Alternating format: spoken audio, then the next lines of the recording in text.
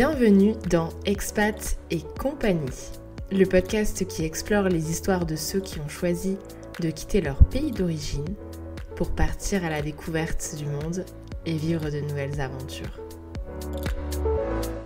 À travers des témoignages uniques, ce podcast vous emmène au cœur de l'expatriation.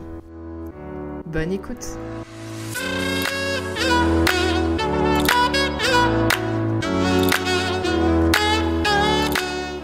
Aujourd'hui, on part à la rencontre d'un duo inspirant, Lucie et Alban, un couple de trentenaires français expatriés et podcasteurs. Depuis plusieurs années, ils tracent ensemble une vie hors des sentiers battus, rythmée par la découverte de nouvelles cultures.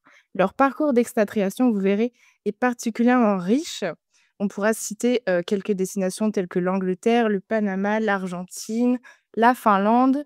Et aujourd'hui, c'est en Norvège qu'ils ont posé leurs valises avec leurs 2 enfants.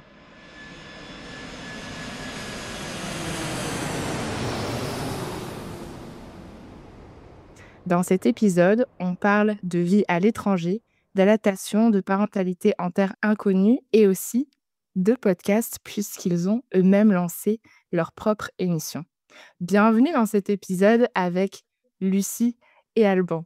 Bonjour. Bonjour Clotilde. Hello Clotilde. Bonjour, est-ce que tout va bien? Est-ce que tout va bien en Norvège? Oui. Je vais vous demander rapidement de vous présenter à nos auditeurs. Je m'appelle Lucie, j'ai 34 ans, je suis parisienne d'origine et maintenant je vis en Norvège. Je travaille dans des packaging durables la journée et le soir et le week-end, j'ai un podcast avec Alban qui s'appelle Sous les aurores. Sous les aurores, très bien. Et Alban, toi, tu veux te présenter aussi? Compagnon de Lucie dans la vie comme dans les podcasts. Je travaille dans le digital. Vous vivez en Norvège depuis quelques temps maintenant? Combien de temps exactement? Depuis 7 ans. Depuis 7 ans. Et pour moi, pour nous qui ne connaissons peu ce pays, j'aimerais qu'on prenne le temps de découvrir un petit peu sa culture à travers votre regard. Comment vous décririez la culture norvégienne à quelqu'un qui ne la connaît, mais alors pas du tout? La première impression, par exemple. Première impression, je dirais proche de la nature. Mmh. Ouais, en étant parisienne, c'est vraiment ce qui m'a sauté aux yeux en m'installant ici. Les personnes qui profitent, pourtant on est dans une capitale à Oslo, mais les gens profitent de la nature après le boulot, à la pause déjeuner, le week-end, en famille, entre amis. C'est vraiment ouais, profiter de la nature à fond. Moi, ce qui m'avait particulièrement agréablement surpris, je dirais, c'est le respect qui était très présent. La sécurité, c'est vraiment quelque chose qui m'a direct plu. Pas qu'en Norvège d'ailleurs, avant ça en Finlande, mais on va peut-être revenir dessus. Mmh. Et ouais, très bien. Et il paraît que les Norvégiens sont assez réservés dans leurs interactions. Est-ce que vous avez quelque chose à nous dire à ce sujet? Est-ce que vous avez ressenti aussi ça? Oui, je pense de prime abord, on a vraiment ressenti ça. Et ensuite, en fait, quand tu arrives à briser la glace, je trouve que là, ils sont plus du tout réservés. Mais je pense aussi que tu as peut-être l'effet capitale comparé à d'autres plus petites villes. Je trouve qu'à Oslo, on a eu la chance de jamais trop tomber dans le stéréotype du Norvégien qui est très réservé et qui va seulement te parler quand il est complètement bourré. C'est un peu, je sais pas si tu as déjà entendu parler, mais en général, pour les nouveaux arrivants, c'est un peu le stéréotype des Norvégiens. Et heureusement, nous, notamment par le travail et aussi par le voisinage, ce qui, pour certaines personnes, peut être difficile. Apparemment, il y a des gens qui peuvent ne pas dire bonjour, en gros, à leurs voisins pendant des années. Nous, assez rapidement, grâce, par exemple, quand on a eu notre chienne ici et ensuite quand on a eu nos filles, on s'est aussi fait tout notre réseau entre travail et vie privée petit à petit comme ça. Ouais, mais en fait, c'est surtout quand tu as un intérêt commun et les Norvégiens vont plus facilement, t'adresser la parole et apprendre à te connaître. Donc nous, quand on a eu notre chienne, bah, le chien, c'était le point de contact et Mmh. ensuite avec les enfants ou si tu fais un sport, voilà, faut qu'il y ait, dès qu'il y a un terrain commun, dans ce cas-là, ils ouais, ouais, ils rentrent beaucoup plus en contact, facilement. Ouais, j'entends. En fait, finalement, le chien, la nature, est-ce que par des habitudes, comme ça que tu peux avoir au quotidien, la vie au grand air, ça débloque quelque chose? Comment la nature s'intègre-t-elle finalement dans le quotidien en Norvège? Bah, je dirais nous, ça nous a dès le début, plu parce qu'on a fait le choix Oslo, c'est une, capitale très, très verte. Apparemment, je crois que c'est la deuxième capitale la plus verte, au monde et quand on s'est installé ici, on avait pris une location à côté du jardin botanique, qui est vraiment un écrin de verdure avec plein de fleurs, de plantes, et c'est vraiment un poumon dans la ville et ça, on a adoré et on est resté, 4 ou 5 ans, dans ce quartier-là et ensuite on a décidé, de déménager un peu plus en bordure sur les hauteurs d'Oslo, proche d'un quartier qui est assez connu pour son saut à ski qui s'appelle Holmenkollen et là, en fait, tu prends une ligne de métro qui t'amène, directement, dans la forêt, et on a aussi des lignes de bus qui partent de chez nous, en ras de forêt donc c'est vraiment, voilà comment ça s'est ensuite inscrit dans notre quotidien. C'est, carrément notre, mode de vie, s'est tourné vers, des maisons, qui sont, en plein dans la nature, mais restent, malgré tout connectées avec la ville. Mmh. Et puis dans cette ville, ce qui est incroyable c'est avec les saisons, c'est que l'été, tu vas te baigner dans le fjord, tu te baignes dans les lacs, tu fais des randos et puis l'hiver, sur les mêmes chemins, tu fais, du ski de fond et voilà, tu te promènes dans des allées enneigées. C'est vraiment, possible de profiter, à n'importe quelle saison de cette nature. Mmh. Et alors justement, quel est votre rapport au climat et à la lumière ici? On parle d'hiver très long, les nuits sont polaires, l'été avec du soleil quasiment permanent. Comment on s'adapte à ça? Est-ce qu'on s'adapte? Je trouve qu'on a trouvé des petits tips pour, survivre à l'hiver qui Ouais. parfois est un peu long. Enfin, moi, je trouve que moi, je suis toujours, excitée comme une petite fille dès qu'il y a les premières neiges. Je suis autant excitée que ma fille de 3 ans. Donc ça, c'est vraiment trop cool quand l'hiver arrive avec la neige. Mais par contre, au bout d'un moment, je suis là: «Bon, ça y est, je suis prête pour le printemps». En plus, parfois, tu as l'impression que le printemps arrive et puis finalement ça reneige, un bon coup. Donc je pense que ce qui nous aide à tenir, c'est pas en fait, ce qui nous dérange, c'est pas tant le froid, j'ai l'impression, ou la neige, c'est plutôt, la luminosité. Le fait qu'il y ait très peu de luminosité pendant quelques mois, c'est un peu le plus dur, parce que, bah, tu sors du travail, il fait nuit, tu pars au travail, il fait nuit. S'il fait pas très beau en plus, bah, tu as l'impression qu'il fait nuit toute la journée et ça pour, survivre à ça, qu'est-ce qu'on fait? Ben, on essaie de partir dans des endroits où il y a plus de luminosité, au milieu de l'hiver. Ça nous Ouais. aide beaucoup à couper un peu, cet hiver. Et sinon, on essaye de faire, le week-end, de profiter, dès qu'il y a de la lumière, partir dans la forêt. On essaie de faire du ski de fond, toutes ces activités hivernales, la luge avec les enfants, il y a du chien de traîneau, ou simplement, ouais, les balades dans la neige, voilà, on profite à fond des heures, de luminosité. Et avec, comme le dit Lucie, ouais, je dirais ce qui vraiment fait la différence, qu'on soit, nouvel arrivant, avec ou sans enfant, c'est d'essayer de se mettre au ski. Non, c'est vraiment ce qui nous a le ski de fond, hein, on entend, parce Ouais. que le ski alpin ou le ski de descente, il y a des possibilités. D'ailleurs sur Oslo et maintenant on vit tout proche du complexe qui existe.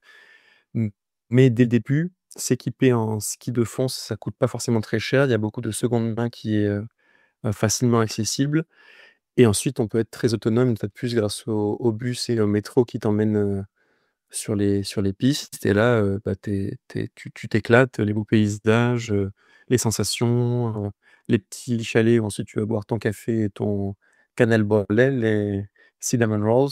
Yes. Donc ça c'est vraiment, vraiment sympa en hiver pour, apprécier et Ouais. pondérer l'hiver de bons moments. Ouais, même après le travail, il y a des pistes qui sont éclairées, donc tu peux aller faire ton petit ski après le travail, et ça je pense que ça aide beaucoup à traverser l'hiver.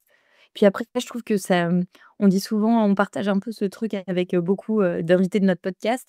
L'hiver, on se met en mode cocooning, au coin du feu, Mmh. c'est vraiment on se couche plus tôt clairement, Et là, l'été où là, pour le coup, bah, cette semaine, le soleil se couche, pratiquement plus, quoi. Il fait vraiment, jour, pratiquement toute la nuit et bah, là, c'est beaucoup plus difficile, d'aller se coucher tôt, Ouais. on reste dehors beaucoup plus longtemps, donc donc on vit différemment, en fait, en été et en hiver. Mais c'est vrai que c'est important d'insister aussi sur cette partie-là de l'année parce que souvent dans l'imaginaire, on va dire, des gens, notamment des Français, en plus de ne jamais savoir, bien placer les pays nordiques et quelle capitale est dans quel pays, on pense souvent à la neige et aux journées courtes et en fait, c'est vrai que là, on est dans une période de l'année qui est incroyable. C'est vraiment très, très agréable d'avoir ces journées très longues. Là, avec des jeunes enfants, ben, ça reste très agréable, surtout que maintenant, on a vu sur de la verdure tout le temps, donc c'est top. Pour sortir, c'est un peu plus délicat, mais avant d'avoir des enfants ou une fois qu'ils sont un petit peu plus grands, c'était génial de prendre le vélo, d'aller au bord de l'eau, au bord d'un lac, il y a vraiment énormément de possibilités déjà dans la ville, d'Oslo, en elle-même et c'est une période de l'année qui est vraiment incroyable de par, cette, lumière du jour qui ne finit quasiment jamais, ouais. Mmh. Et aujourd'hui, qu'est-ce que vous aimez particulièrement dans la vie, norvégienne? Moi, je dirais l'équilibre, vie pro, vie privée parce que, le fait d'être de jeunes parents forcément, ça nous permet, d'avoir, des heures, au travail qui sont, raisonnables, de partir assez tôt du boulot et puis, de pouvoir aller chercher nos enfants à l'école, tous les jours et ensuite d'avoir, cette deuxième journée qui commence, où on profite d'eux, on peut faire, des activités si on en a envie, et hem et c'est toujours dans un temps raisonnable et après une fois qu'on a fait tout ça, on arrive à la maison, on dîne et en fait, il est encore super tôt. Alors que quand je me rappelle, bah, ma vie à Paris, par exemple, ou à Londres, je sortais du boulot, si je faisais une activité, ensuite j'allais faire mes petites courses et tout, bah, j'arrivais à la maison, déjà il était hyper tard. Mmh. Donc je dirais que c'est un rythme plus sain aussi. Hem, Et d'ailleurs, je rebondis sur ça parce qu'on en a parlé, le week-end dernier j'en parlais avec un copain norvégien et tu sais, un des avantages qui nous a vraiment, donné envie de venir ici, c'était les longs congés parentaux pour vraiment prendre, aussi bien, le père que la mère, bien entendu, de nos rôles de parents dès la toute petite enfance et aussi se confronter aux difficultés de la vie avec un nouveau-né. Et ben, on n'a pas été déçus, hein, tous les 2 papas ont discuté de Ouais. combien ça a été difficile, le temps, par exemple, du congé paternité. Alors bien sûr, c'est aussi, merveilleux de construire cette relation avec son enfant, comme c'est aussi merveilleux de tous les jours pouvoir passer autant de temps avec ses enfants après le travail, d'avoir un peu cette impression qu'une deuxième journée commence. Là où d'autres parents vont peut-être, en France notamment, vont peut-être avoir des journées très courtes et ne vont quasiment pas voir leur enfant. Surtout en général, le cliché un peu du papa qui rentre tard, par exemple, ça peut être compliqué Mmh. Tout à fait. mais nous, on rigolait en disant, mais en fait, tu vois, on a carrément pris le truc à l'envers maintenant en disant: «Non, mais en fait, les Français, ils ont tout compris. Les papas se cachent au travail, ils rentrent quand il y a plus de boulot et c'est bon, la vie est simple, toi, tu vois?» On en est carrément dans on a ça carrément sauté une génération, quoi, tu vois? Où maintenant, c'est les Ouais. papas ont compris que c'était tellement dur et préfèrent aller bosser. Bah, alors dites-nous justement, de combien de temps est le congé, parental? c'est 1 an qu'on se répartit à 2. Maman doit prendre au minimum, 3 mois, 4 Même mois? 4, hein, je crois, Ouais, ouais. 4 mois. Parce que tu as 3 semaines avant la naissance et ensuite tu as le reste de ces 4 Ouais mois, ouais. Au Mmh. minimum. et le papa doit prendre au minimum 4 9, mois aussi, ouais, quasiment. 4 Ouais. mois aussi et après le reste, on se sépare, comme on le Comme on le souhaite, voilà. En gros, hein, pour faire simple, c'est, 4 mois, obligatoires pour chaque et 4 mois qu'on peut soit découper, soit l'un prend tout, soit l'autre prend tout, c'est au choix. et puis il y a aussi les formules, nous on n'a pas fait ça, mais où tu prends à 80 et du coup ça dure encore plus longtemps, où tu peux le prendre, tu es pas obligé de prendre tout en même temps et du coup tu prends sur quelques années quand tu le souhaites donc voilà, il y a pas mal, c'est hyper flexible et il y a pas mal de formules possibles. Et la norme, c'est d'être, payé au minimum à 80 et ton entreprise peut ensuite, couvrir jusqu'à 100 de tes revenus et ce qui nous, qui travaillons dans des, qui ont on avait des jobs d'entreprise dans des, assez gros groupes, on va dire, ça a été à chaque fois le cas. Ça a été couvert jusqu'à 100. Waouh, impressionnant. OK, très bien, très bien. Donc vous avez 2 filles, dont la plus grande a 3 ans, si je dis pas de bêtises, et elles Ouais, sont c'est ça. toutes les 2 nées en Norvège, du coup? Oui. Et c'était un choix d'après ce que j'entends? Hem, donc est-ce que c'était un choix réfléchi de déménager, en Norvège avant d'envisager de devenir parent, ou c'est en étant en Norvège où vous vous êtes dit: «Allez, c'est quand même chouette, les conditions, on va pas rentrer en France, on reste en Norvège»? Ouais, je dirais que c'était on n'a même pas choisi la Norvège à la base, c'est la Norvège qui nous a choisis. Ouais, quasiment parce que on était conscients déjà, on va dire, de ses avantages, peut-être pas, complètement, mais notre histoire, c'est que on s'est rencontrés nous 2 au Panama, en VIE, mais avant ça, j'avais fait, dans le cadre de mes études, un échange en Erasmus pendant 1 année en Finlande et c'est là que j'avais, moi, déjà voulu un peu expérimenter, les journées courtes, j'étais, fan d'aurores boréales. J'avais aussi, entendu parler que, aussi bien au travail, mais à ce moment-là, en tout cas dans les études, la relation professeur-élève était beaucoup plus plate, très différente et l'approche aussi. Donc c'est ça qui m'avait, particulièrement plu et c'est à l'issue de notre VIE qui nous a ramenés, au début au Panama et ensuite en Argentine, que j'avais dit à lui: «Si écoute, moi la Finlande, ça avait été vraiment un coup de cœur. J'ai très envie d'y retourner» et en plus, on avait tous les 2 cette volonté de revenir en Europe, tout en se disant que de toute manière, on comptait rester à l'étranger, mais se rapprocher un peu plus des familles Mmh. et en fait, on a commencé à postuler, c'était, une roulette russe, sur LinkedIn, quoi. Ouais, ah oui, on a ouvert parce que toi, tu m'as dit la Finlande et moi, je t'ai dit: «Ouvrons aux pays nordiques» et Ouais. du coup, on a postulé depuis l'Argentine pour les pays nordiques, et on a trouvé à Oslo en premier. Donc on est arrivé un peu là, par chance et au final, ça a été une surprise, positive et du coup, on n'est jamais repartis. Super, OK, waouh, et est-ce que vous avez appris la langue? Et si oui, est-ce que ça change, la façon d'entrer dans la culture? Alors c'est une excellente question et c'est un sujet, très important pour, nous et nos invités en général aussi dans les épisodes qu'on fait avec eux. Alors, la question de la langue, ben, on était plein de bonne volonté à la base. Lucie avait même commencé, à prendre des cours de norvégien depuis Buenos Aires avec une étudiante et donc on s'y était mis un peu et le classique aussi, Duolingo et donc les cours avec cette, Mmh. jeune fille. Ça avait été, sympa de le faire. Mais ensuite, on est arrivé en Norvège et chance, et quelque part peut-être moins de chance dans le sens où on a été dans des, entreprises où l'anglais était la langue principale et donc nous, on revenait de 2 années, en Amérique latine où, on avait dû mettre, vraiment, comment c'est quoi l'expression? L'accent, ouais, on avait dû, apprendre, à fond l'espagnol Voilà, parce que exactement. là-bas, il y avait pas moyen de parler anglais et donc même on avait un peu, souffert au début parce que Complètement. c'était en immersion totale.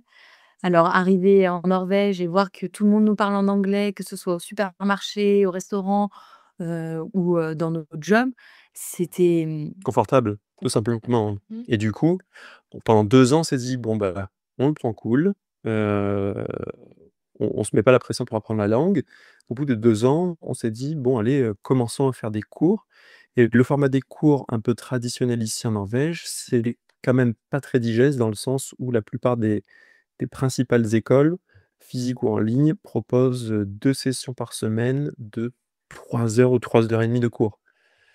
Et on l'a fait, du niveau A1, A2, y compris, on a fait un des niveaux, c'était les week-ends, donc on était investis par ça et franchement, on était assez contents quand même, de la formule et ça nous a permis d'améliorer, la compréhension écrite notamment, la formulation des phrases, connaître un peu de grammaire, mais Mmh. pas de là à devenir bilingue parce qu'il y avait toujours ce problème, si tu veux, que, on le dans ce pratique pas. cercle Oui, j'entends. Mmh. on a décidé, notamment par le biais de nos filles et c'est là, après on va peut-être revenir sur ce sujet-là dans l'aspect, expatriation versus, immigration. On sent que nous sommes dans une nouvelle phase, de notre intégration en tout cas dans ce pays, dans le sens où là, les filles sont en jardin d'enfants norvégien et on se rend bien compte que ce soit pour, discuter avec les parents, la maîtresse et juste, ne pas être en gros, bah, les étrangers un peu, le langage débloquerait beaucoup, beaucoup de choses et là, j'ai repris mes cours de norvégien, là en session, 1 à 1 avec une professeure et donc ça nous aide à enfin, moi notamment, Lucie doit aussi s'y remettre, ça aide vraiment à améliorer le niveau, et aussi on s'y frotte davantage, ne serait-ce que dans notre, quartier, à l'école, on a aussi plus en demande que les gens nous parlent norvégien, même si ce serait plus simple en soi de changer à l'anglais, mais voilà, on veut vraiment faire cet effort, qu'au bout du fil, on soit, fluent en norvégien. Ouais, là, on fait face à de nouveaux problèmes parce que quand je vais chercher ma fille et puis qu'elle veut ramener des petits copains à la maison, les petits copains ne parlent que norvégien. Donc je suis là avec mon Google Translate, je leur demande un truc, ils me demandent quelque chose, je demande à ma fille: «Tu peux me traduire?» Si elle est pas dans son bon mood, elle me dit: «Non, non, j'ai pas envie». Du coup, je me retrouve, face à un enfant de 3 Ouais. ou 4 ans, qui me regarde genre: «Beh, quoi, tu comprends pas?» Je suis là: «Bah, non».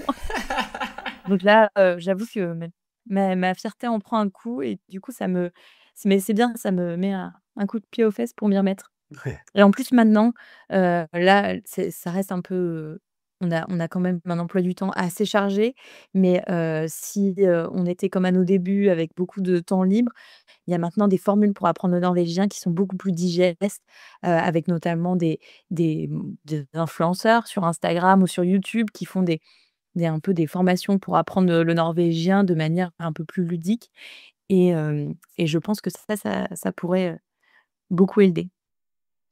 Je te rejoins tout à fait. C'est un sujet hyper intéressant et finalement, ça m'emmène, déjà au sujet, de expatriation, immigration. C'est, vous vous situez où maintenant, finalement? Comme tu disais, c'est peut-être un moment un petit peu de transition. Si vous vous projetez dans une vie à long terme en Norvège, et que vous apprenez la langue, que vos filles effectivement l'apprennent, naturellement en allant à l'école, j'imagine que vous avez l'impression que le terme d'expat colle plus vraiment à votre statut. Ouais, complètement, je pense que quand tu arrives dans un pays, certains, malheureusement vont pas forcément, l'aimer dès le début. Nous, en général, c'est toujours, l'euphorique. Ça a été, bah, la Finlande dans mon cas, il y a eu l'Angleterre, Dubaï, après il y a eu en commun le Panama, l'Argentine. À chaque fois, c'était des périodes vraiment d'euphorie et de découverte. Ça a été le cas aussi avec la Norvège. On est tombé amoureux direct de la ville. Professionnellement, ça s'est quand même assez bien passé rapidement et c'est plus au fil des années, d'ailleurs, on en a parlé nous aussi avec nos invités, en général, on nous a dit au bout de 3 ans d'expatriation, en tout cas quand on vit dans un pays, après on ne repart plus, si on revient en France, on est étranger, si, quand on est à l'étranger, on est, français, mais peut-être on souhaite s'intégrer. Je dirais que moi vraiment, je vois un avant-après enfant. Je pense qu'avant, il y avait déjà cette volonté de s'intégrer, on avait des amis, étrangers, des amis français, des amis norvégiens, donc ça, pas trop de soucis, y compris voilà, comme on l'a cité, le travail. Par contre, d'avoir des enfants, je trouve que ça rajoute une difficulté supplémentaire et notamment aussi notre propre relation vis-à-vis de notre propre identité. Qui on est quand on est en France? Qui sommes-nous quand on est en Norvège? Qu'est-ce qu'on a peut-être envie d'être?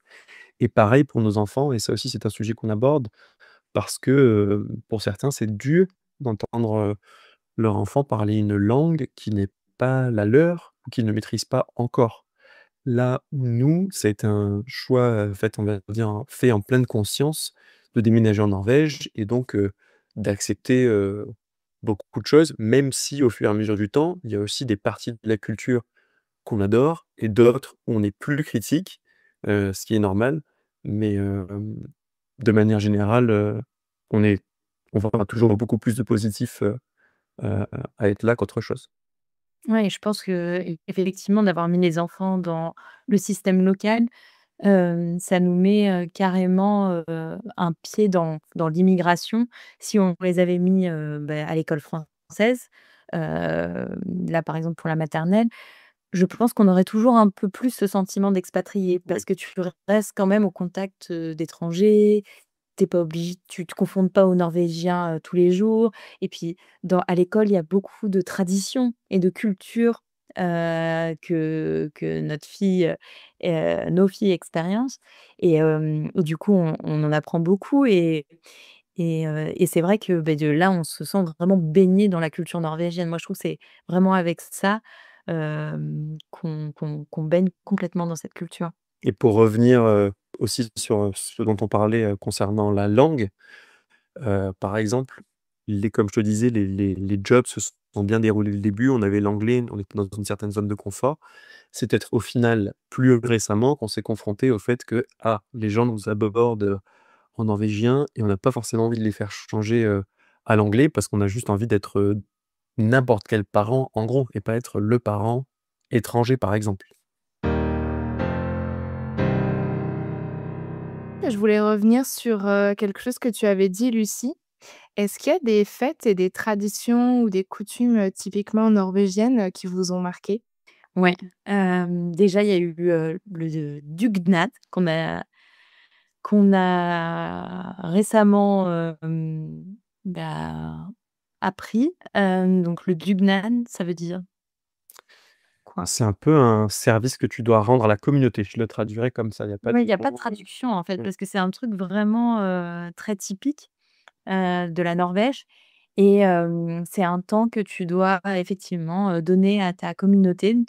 Donc ça peut être le dugnad de l'école, ça peut être le dugnad de ta résidence, là où tu habites, ça peut être le dugnad de la fanfare, dont tu fais partie. Donc souvent ça arrive, soit au printemps et à l'automne et le principe, par exemple, à l'école, c'était que les parents viennent et vont, nettoyer la cour, enlever les feuilles mortes, heu, Faire les vitres. faire les vitres, nettoyer le bac à sable, replanter des fleurs pour que ce soit joli, hem, repeindre certaines choses. On l'a fait aussi pour, notre, résidence où on habite et donc là, c'est s'occuper en fait, des zones, communes, donc repeindre les bancs, réparer les jeux pour les enfants, planter les nouvelles fleurs au printemps, voilà, nettoyer en fait, les parties communes aussi en hiver. Il y a beaucoup de cailloux qui sont jetés pour, pas glisser sur la glace, donc il faut enlever tous ces petits cailloux, et voilà, moi ça m'a vachement surprise parce que je me disais: «Mais ils peuvent pas payer des gens pour faire ça?» et puis en fait, j'ai compris que, c'était pas un problème de pas pouvoir payer des gens. C'était, c'était le fait de rassembler les gens, donc rassembler les parents de l'école autour de cette, activité ou, pour, le dugnad de la résidence, rassembler les voisins, un peu comme la fête des voisins en France, je dirais, mais au moins là, tu as une portée, Tu tasses.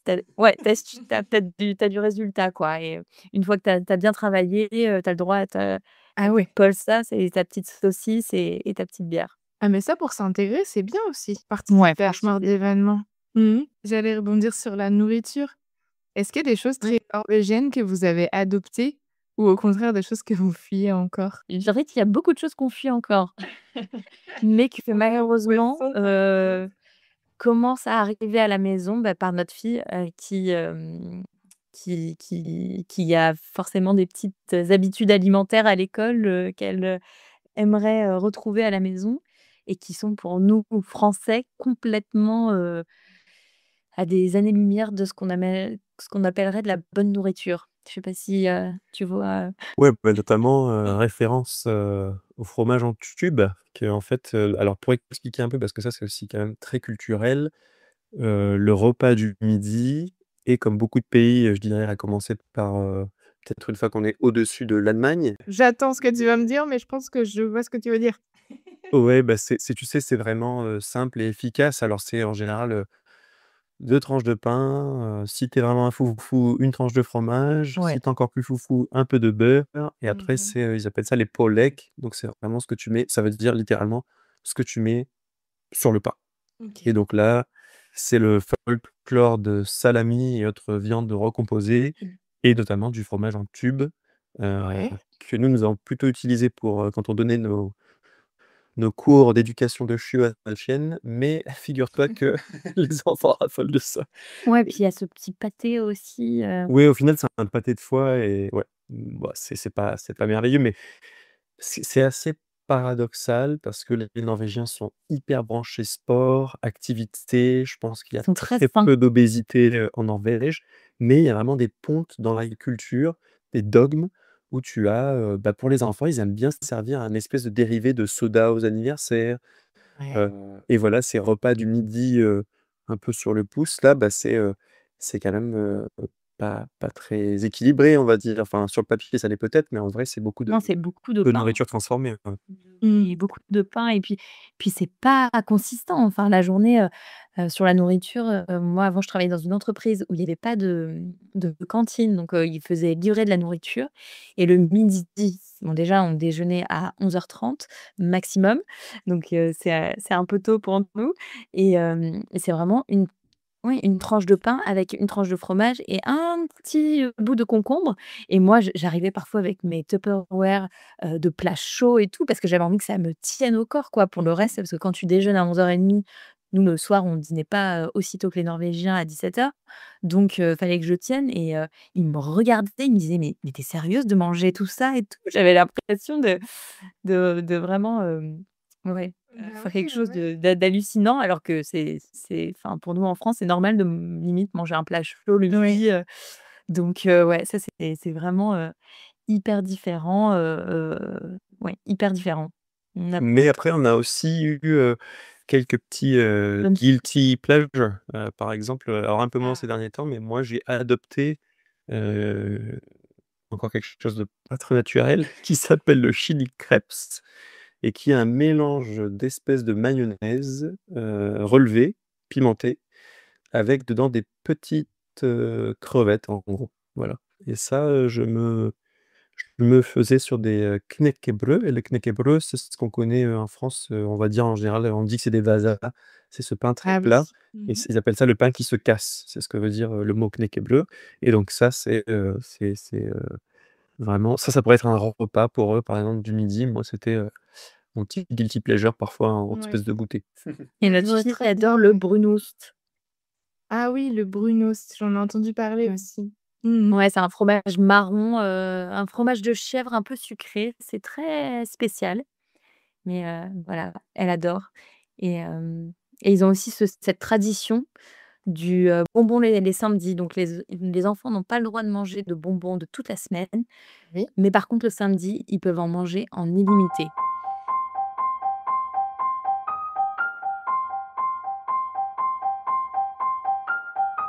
Merci d'avoir écouté cet épisode d'Expat et compagnie.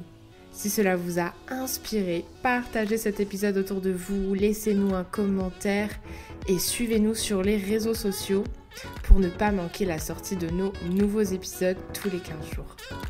À bientôt!